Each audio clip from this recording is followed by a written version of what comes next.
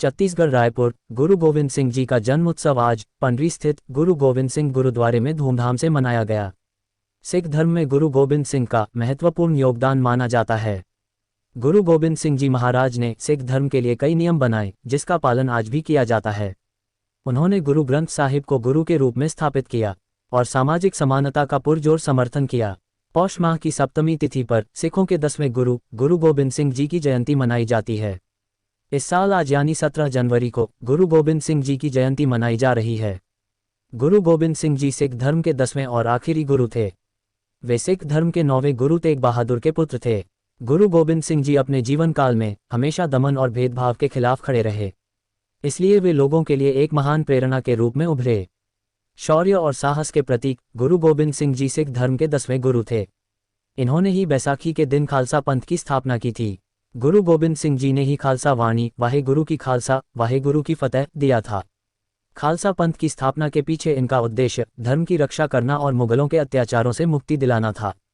कहा जाता है कि सिखों के लिए 5 चीजें बाल, कड़ा, कच्छा, कृपाण और कंघा धारण करने का आदेश गुरु गोविंद सिंह जी ने ही दिया था। इन चीजों को 5 ककार कहा जाता है, जिन्हें धारण करना सभी सिखों के लिए अनिवार्य होता है। कहा जाता है कि गुरु गोविंद सिंह एक महान योद्धा होने के साथ कई भाषाओं के जानकार और विद्वान महापुरुष थे। इन्हें पंजाबी, फारसी, अरबी, संस्कृत और उर्दू समेत कई भाषाओं की अच्छी जानकारी थी। गुरु गोविंद सिंह जी सिखों के 10वें और आखिरी गुरु थे। इनके बाद ही गुरु ग्रंथ साहिब को सर्वोच्च गुरु का दर्जा दिया गया था। कहा जाता है कि अपने पिता गुरु तेग बहादुर की शहादत के बाद मात्र 9 साल की उम्र में ही गुरु गोविंद सिंह जी ने गुरु की जिम्मेदारी ली। उन्होंने छोटी सी उम्र में ही धनुष, बाण, तलवार, भाला आदि चलाने की कला भी सीखी और फिर अपना पूरा जीवन लोगों की सेवा में गुजार दिया। सिर्फ विवरण देना चाहती हूँ, जिन्होंने हमारे देश के लिए, अपने धर्म के लिए अपने 4 साहिबजादों की कुर्बानी दी। इनसे ज़्यादा कुर्बानी सरवंश दानी कोई भी नहीं है।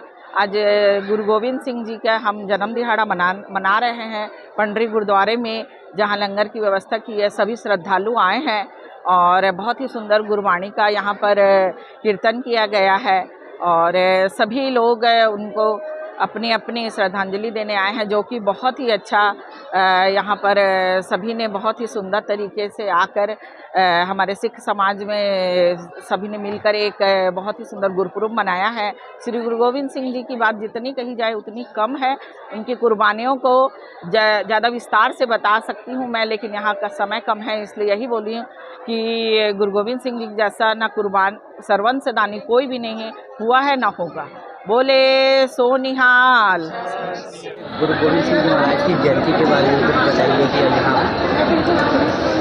श्री गुरु गोविंद सिंह जी सिखों के 10वें गुरु, दशम पिता बोलते हैं, जिन्होंने सिख पंथ की स्थापना की, जिन्होंने सिख धर्म की रक्षा के लिए अपने पिता और अपने बच्चों का बलिदान दिया। ऐसे बलिदानी गुरु का आज जन्म दिवस है। पंडरी गुरुद्वारा गोविंद नगर में बड़े उत्साह के साथ उनकी जयंती मनाई जा रही है, प्रकाश पर्व मनाया जा रहा है। हजारों की संख्या में श्रद्धालु यहाँ आए हैं। सिख धर्म के अलावा अन्य धर्मों के लोग भी गुरु जी को मानते हैं और यहाँ पर मत्था टेकने आए हैं, अरदास किए हैं और सर्वंश सर्बत का भला, मतलब सबके भले के लिए सबने यहाँ अरदास किया। और गुरु का लंगर सुखबीर सिंह सिंघोत्रा, अध्यक्ष छत्तीसगढ़ सिख समाज। वाहेगुरु जी का खालसा, वाहेगुरु जी की फतेह। आज गुरु गोविंद सिंह जी का प्रकाश पर्व, 357वां प्रकाश पर्व बड़ी धूमधाम से पूरे विश्व में मनाया जा रहा है। इसी के संबंध में हमारे गुरुद्वारा गुरु गोविंद नगर में भी ये विशाल कार्यक्रम संगत के सहयोग से और बाकी सब पूरे शहरवासियों के सहयोग से ये कार्यक्रम हो रहा है, और जिसमें गुरु साहब का जो संदेश है, जो संत सिपाही का संदेश है और जो आपसी भाईचारे का संदेश है, उसी को आगे बढ़ाते हुए ये सब कार्यक्रम होते हैं। और हम पूरे छत्तीसगढ़ की जनता को और पूरे देश की जनता को आप लोगों के माध्यम से शुभकामनाएं देते हैं और गुरु साहब के संदेशों को दूर दूर तक प्रचारित करने के लिए आपके सहयोग का भी धन्यवाद करते हैं। वाहेगुरु जी का खालसा, वाहेगुरु जी की फतेह।